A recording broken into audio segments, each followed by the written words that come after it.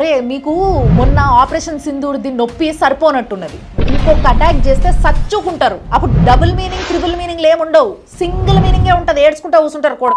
హైదరాబాద్ లో జాతీయ జెండా ఎగ్రేయను అన్న మున్సిపల్ కమిషనర్, అస్సాంలో జాతీయ జెండాని నడి రోడ్డు మీద పడేసి కావాలని దొక్కుతున్న youth, wishing every Indian happy independence day అని ఫ్లాగ్ పట్టుకొని ఇర్ఫాన్ పఠాన్ మన మాజీ క్రికెటర్ ఒక్క పోస్ట్ పెడితే దాని కింద 8,000 మంది బంగ్లాదేశీయులు పాకిస్తానీలు వీసా రెన్యువల్ చేసుకుంటున్నవారా అని కమెంట్ల దాడి. మొహమ్మద్ సిరాజ్ మన స్టార్ బౌలర్ అయిన వ్యక్తిని ముస్లిం అయ్యుండి ఇండియా కుక్కవారా ఫ్లాగ్ పట్టుకున్నావు, ఆ ఫ్లాగ్ని కుక్క గొలుసులాగా మెడలేసుకో అని కమెంట్లు.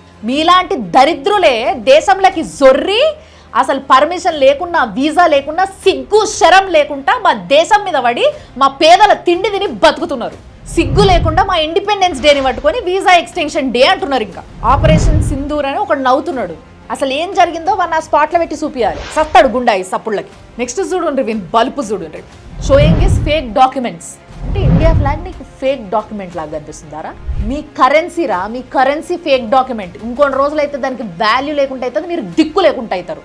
ఆపరేషన్ సింధూర్ కదా, అందుకోసమే తందూర్. అరే మాకన్నా తందూర్ రొట్టెలు కబాబులు అన్నీ ఉన్నాయి తినేటందుకు. మీకు రోజంతా తినేటందుకు ఒక రొట్టె ముక్క కూడా దిక్కులేదు. అది చూసుకోండి. అందులో అంత దూరంలో ఎక్కడో కొన్ని కిలోమీటర్ల దూరంలో పెద్ద మంట రాగానే బండ్లు ఉల్టా వేసుకొని ఉరికిరు కదా. ఎవరు ఉరికిర్రు మరి? ఎవరికి భయం వేసింది? ఎవరికి వణికింది కింద? ఎవడికి అసలు ఇండియన్ అనే ఫీలింగ్ ఉంది? ఎవడికి లేదు. ఎవడు ఏ దేశంలో ఉండుకుంటే ఏ దేశానికి భజన చేస్తున్నాడు, ఈ విషయాలన్నీ స్పష్టంగా అర్థమైపోతాయి. అట్లాంటి నమ్మలేని కొన్ని ఫ్యాక్ట్స్ని ఈరోజు ద ఫ్యాక్ట్ బై రమ్యకృష్ణలో చెప్పబోతున్నాను.